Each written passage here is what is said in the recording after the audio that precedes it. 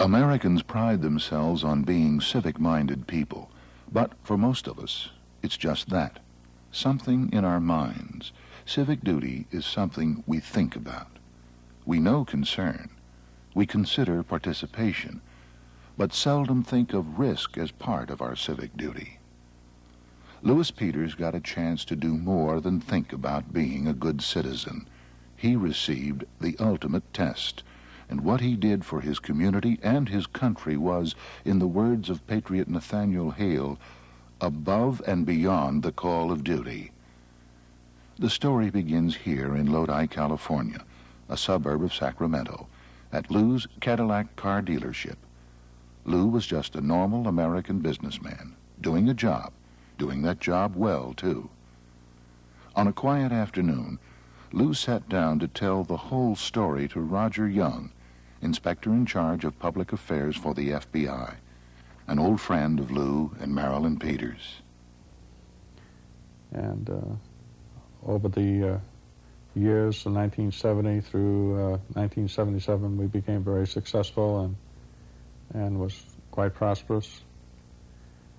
And it was during the first part of June of 1977 when a local contractor by the name of Elmer Birch came into my office and said, Lou, I have some people that want to buy an agency. And I said, it's not for sale.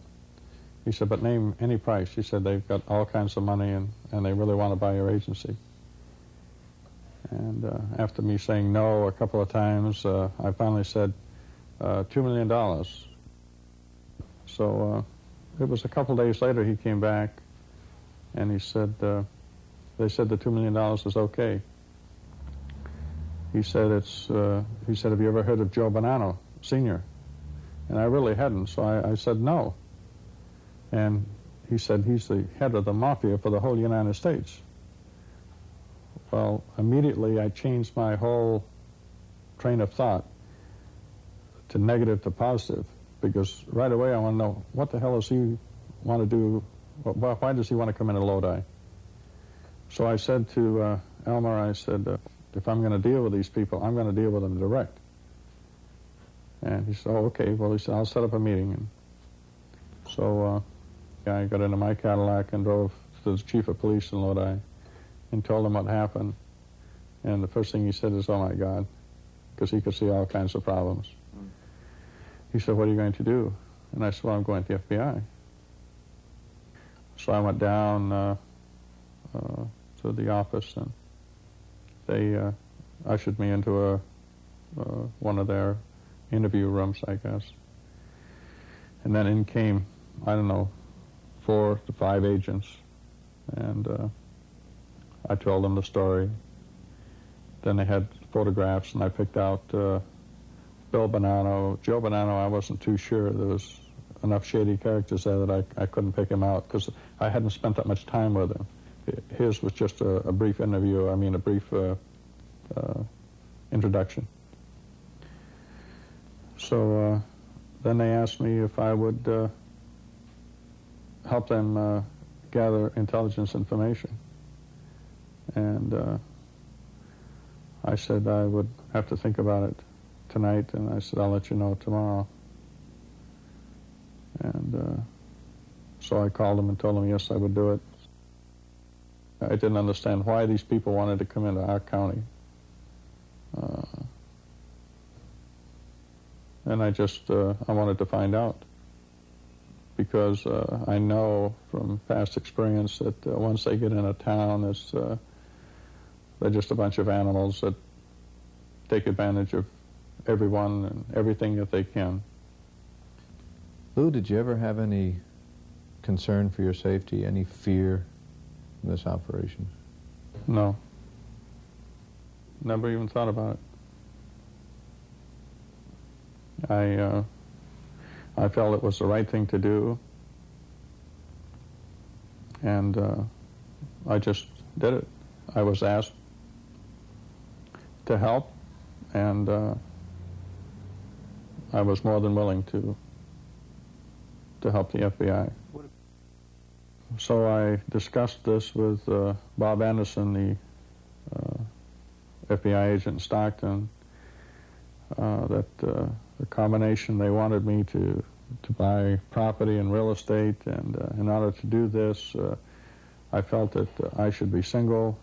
I should also be single to so that I'd have a reason to move out of the house and get an apartment in Stockton and set up an operation in Stockton.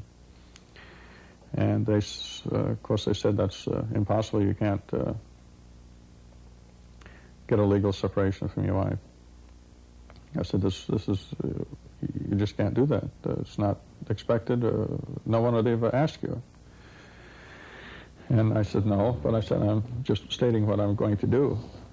And came home and told my wife I wanted a legal separation.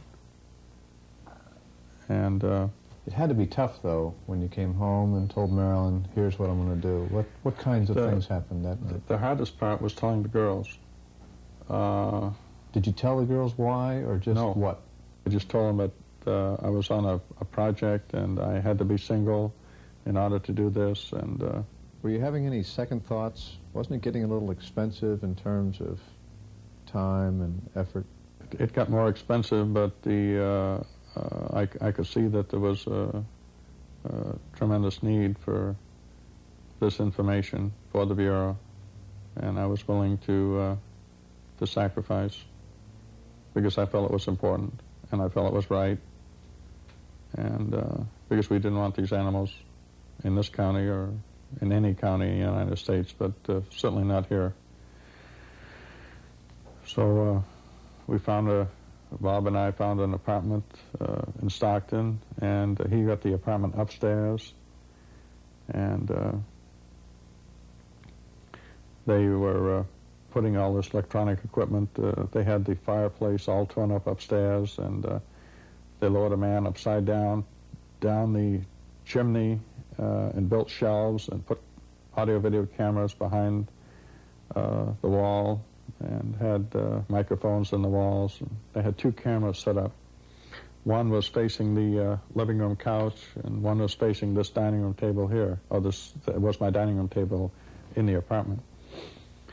And so it was quite an elaborate setup that we had in the apartment in Stockton. And Bob Anderson upstairs handled all the tapes, and he was aware of when the people were coming into my apartment, and he would activate the audio video and do all the mechanical work upstairs. How was it in the apartment, Lou? You've been a family man. It had to be a little lonely after a while. Yeah, it was many lonely nights that I spent in the apartment. But as I told my wife, I said, look at it as if I had to go into the service, my tour of duty. Although I had been in the Marine Corps for 3 years, I explained that to her, that it was like, I was going into service for a short period of time. At some point, Lou, you won sufficient confidence of Joe Bannano to go over to visit his home, him at his home in Tucson. In all these meetings, I tried to portray myself as a very close friend. Like, for example, one time when he came to Lodi and he saw the agency, and I was driving him back to my apartment, he was sitting in the car next to me, and I said, there's something that I would like to say, but I don't want to bother you. He said, no, Lou, go ahead. He was always very polite to me. And I said, my dad came from the old country, and I said, there's a lot of mannerisms and things that you do just like my dad. And I said, my dad, as you know, passed away a couple of years ago, and I said, you're like a second dad to me. And he was very pleased that I felt that way towards him, and it was a continuing process of using everything that I could think of to get close to him.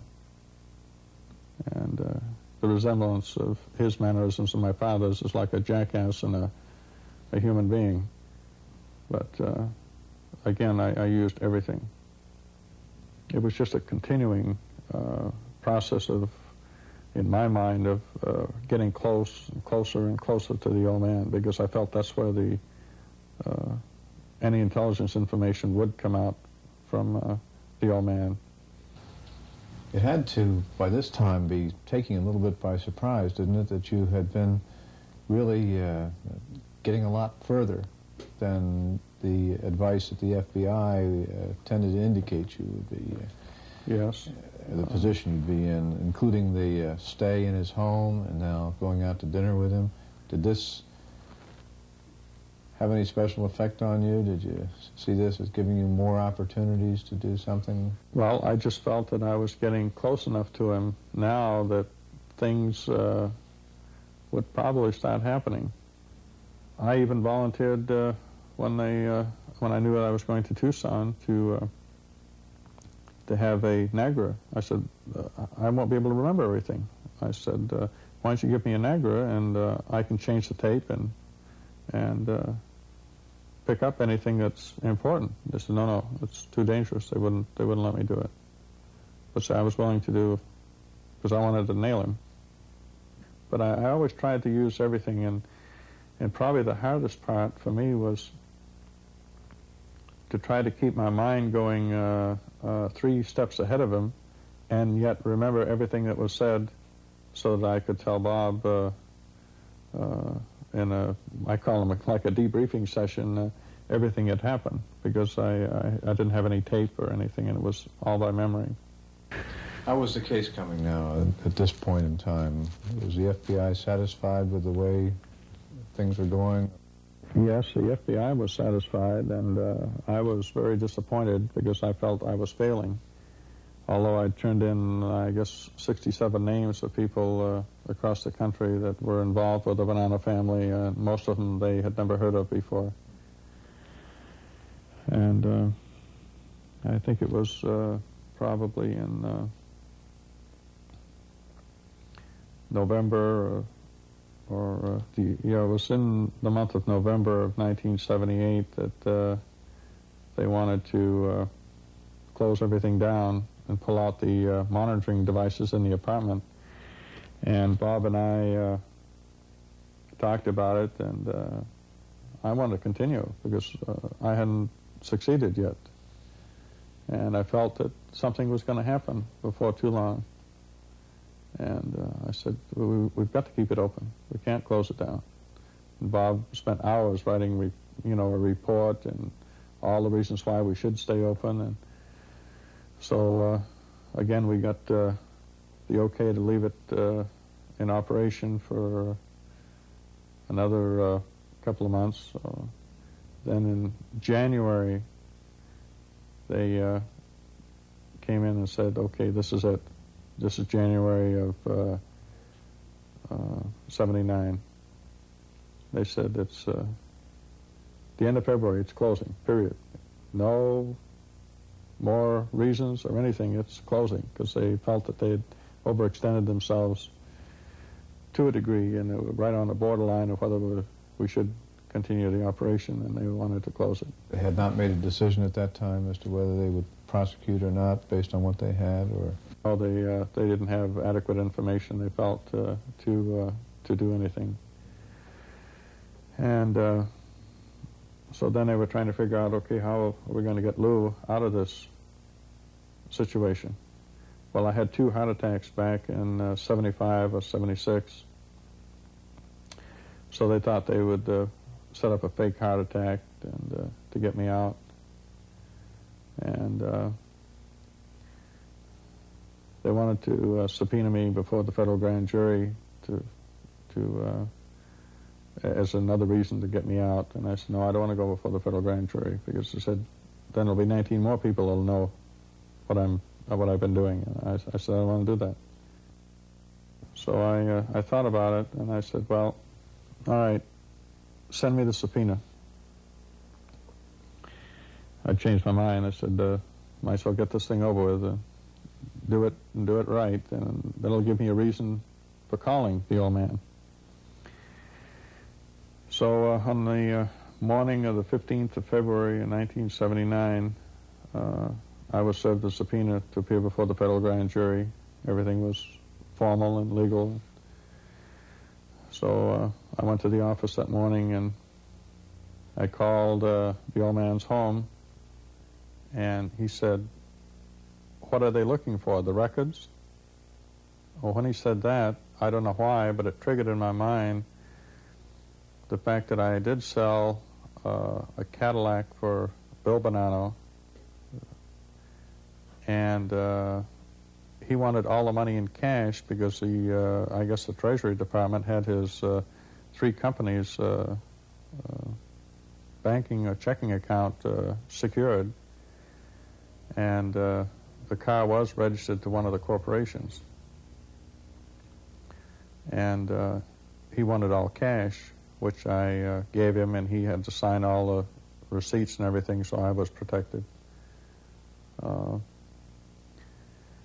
Then I mentioned this. I said, the only thing that I can think of is this car, and I explained it to him that he wanted cash and the reason why, and I said, that's why I called, because I didn't know what to do. He said, well, you cannot discuss this with the grand jury because you'll hurt the boy. And he said, we discussed it a little bit more, and then he said, can you pull the records? So when he said that, I knew I was getting on solid ground. And I said, yes, I can pull the records. He said, pull them and burn them. I said, fine, I'll do anything you want me to do, you know that. And just build up his confidence, and I never asked him for what or how he wanted me to do this. I let him tell me what he wanted, because I did not want to get involved in entrapment, which had been discussed with me many times, that I had to be careful not to lead them into something, that they had to bring it up, and once they brought it up, then it was open territory for me. So we discussed the records, and he asked me several times to pull the records, to destroy them. It wasn't just a casual remark, and I would play. I'm a little hard of hearing anyway, but I played a little hard of hearing and had him repeat several times that he wanted me to pull the records and destroy them. So he did repeat, yes, he said, pull the records and destroy them because it'll hurt the boy. That ended the conversation, and I took the tape out of the recorder in my office and went to Stockton and went up to Bob Anderson's apartment. On the tapes, if there was anything important, he always made a duplicate. So he asked me, he said, should I make a duplicate? I said, well, I said, you might as well, there might be something on there that would be important. And so he was duplicating the tape, and we were listening to it. And all of a sudden he jumped up. He said, "You've got him! You've got him!" He was excited, you know, as much as I was. And then in the next couple of months, we, of course, were able to get Jack DiFilippi on perjury and obstruction of justice. I think there were 7 counts against Jack DiFilippi, and I think they have him on 5. I could be off 1 or 2 charges, but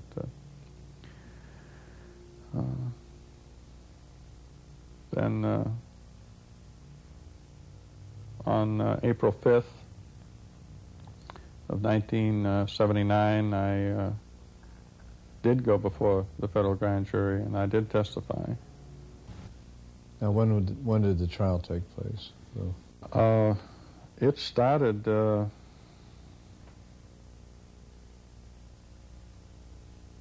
probably some of the preliminaries in towards the end of May of 1980, and I went down to testify and get ready for the trial, probably the first week in June.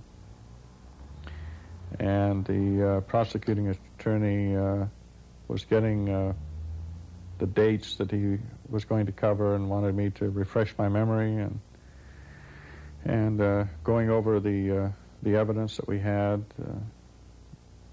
Then he looked up at me and he said, Lou Peters, he said, "You're my biggest problem."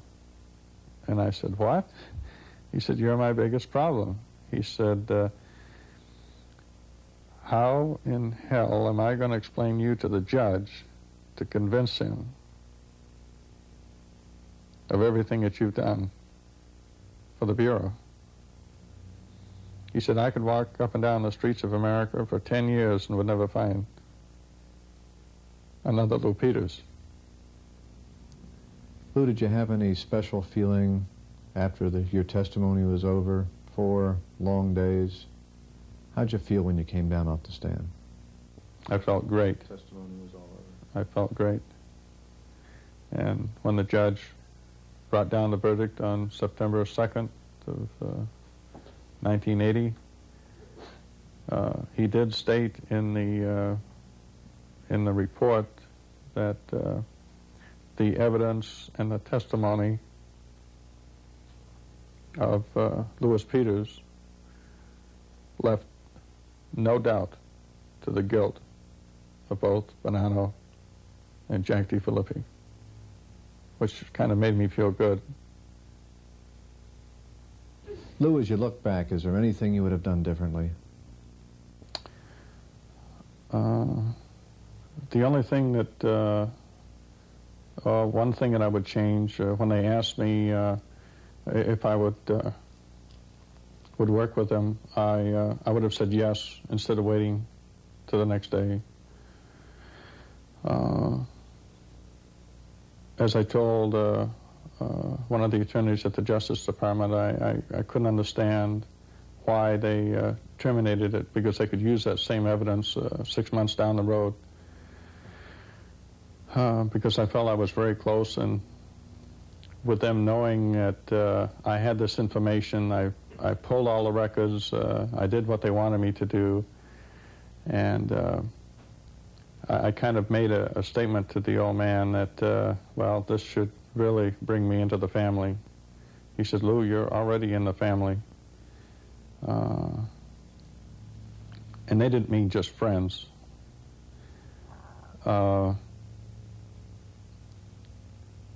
It was, I was looking for something bigger than just obstruction of justice. And I felt if I'd had more time, I could have gotten something more concrete, heavier, that maybe they'd have dragged him from his home instead of calling him on the phone and asking him to come down, which surprised me.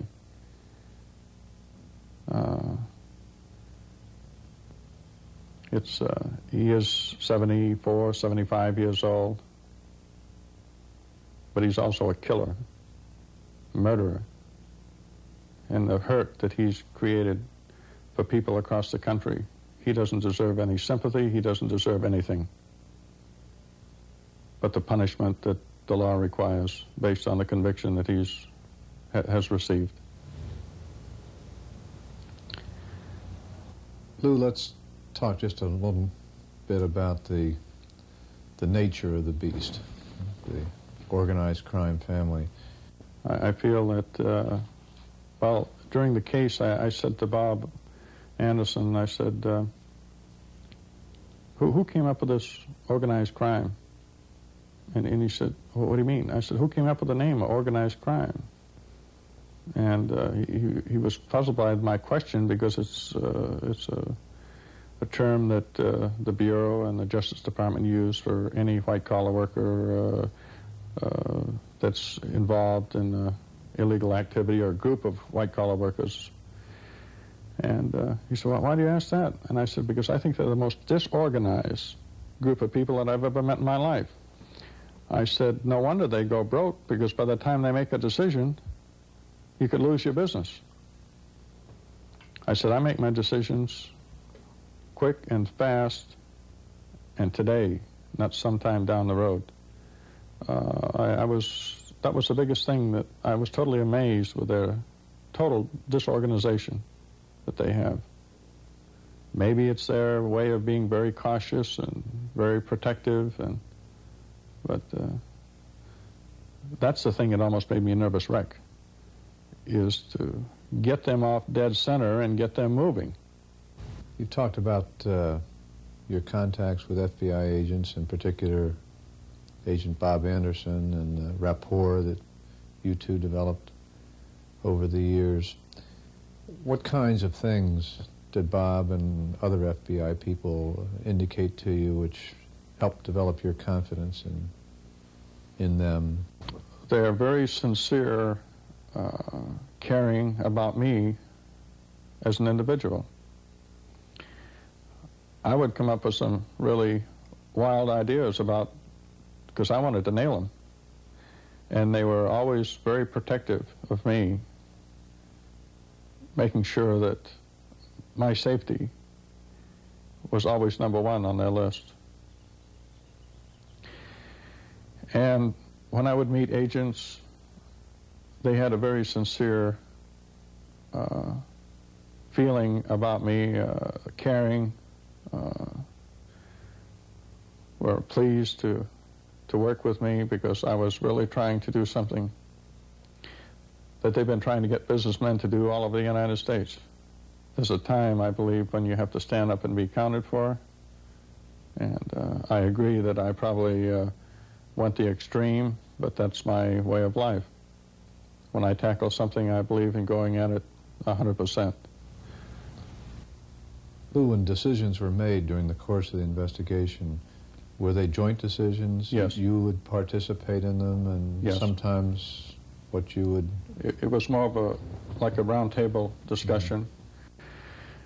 Not all of them, but most of them. Anything that was, really important or would have some effect on me personally, it was always discussed ahead of time, and the general path that I was to take was laid out. And but I always was made to feel that I wasn't just another citizen, that they really cared about me. And if the same thing happened again and I knew the results, or I knew of someone else having the same problem, I would still go to the FBI. Suppose a businessman were to come to you and ask for advice. What kind of advice would you give him, Lou? Well, I believe that 90% of it would be covered in his own mind, because if he felt that it was the right thing to do, he would know what to do. He would have the feeling inside that I have a responsibility, depending on how deep he wanted to get involved, I suppose. Well, even if he got involved just on the periphery, at some point he may have to go public with that cooperation. Does that change things in terms of concern for one's family, safety?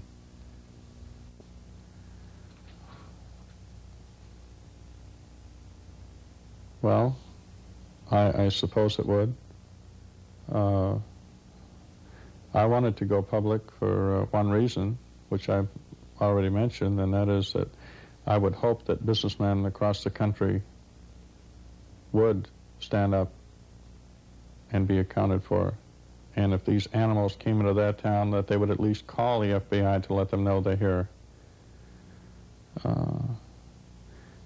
They may be nervous and they may be scared, but not half as nervous or half as scared as if these people actually did get in that community and took control of City Hall and took control of the police department.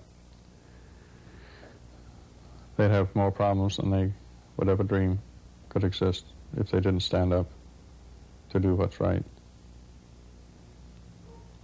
When I when I heard the news of the conviction, that they were both found guilty, I felt that all the time and all the waiting and all the effort was certainly worth the effort because of the conviction, and I was very proud of what I did for my country.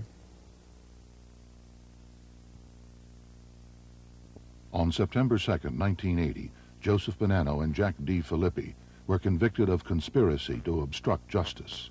Bannano was sentenced to 5 years in prison. D. Filippi, also convicted of perjury, was sentenced to 2 years in prison. On June 12, 1981, in Sacramento, Louis Peters received the Attorney General's Award for Meritorious Service. Assistant Director Roger Young presented this high commendation as Lou's family looked on. I was very proud of everything that I did for the FBI, and I'd be very proud to do it again.